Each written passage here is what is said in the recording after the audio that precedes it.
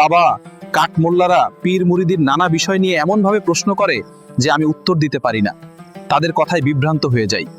বাবা, মন খারাপ করিস না, এই 3টা বই পড়।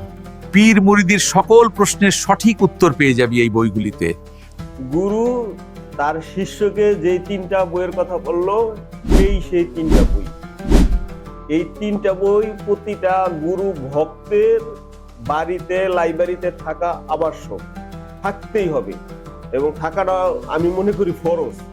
কেন বলছি, আমরা যারা গুরু ভক্ত বা গুরুর কাছে মুরিদ হয়েছি, তাদের কিছু প্রশ্নের সম্মুখীন হইতে হয়, যেগুলি কমন প্রশ্ন। সেগুলির ভিতরে বিশেষ করে মহিলারা পীরের কাছে যাবে কেন, পীর বায়াত এগুলি কোরআন হাদিসের কোথাও নাই, মিলাদ কিয়াম এগুলি কোথাও নাই, মাজারের ভিতরে এই যে সিন্নি করে, উরুস শরীফ করে, তারপর আগরবাতি মোমবাতি দেয়, তারপরে এই গিলাপ দেয়, তারপর মাজার জিয়ারত করে, এগুলি কোরআন হাদিসের কোথাও নাই, থাকলে কোথায় আছে, এগুলি প্রশ্নর সম্মুখীন হতে হয়।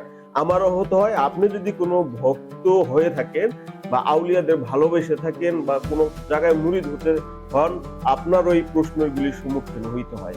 আর এই প্রশ্নগুলি সঠিক উত্তর দিতে পারবেন যখন আপনি জানবেন, পড়বেন।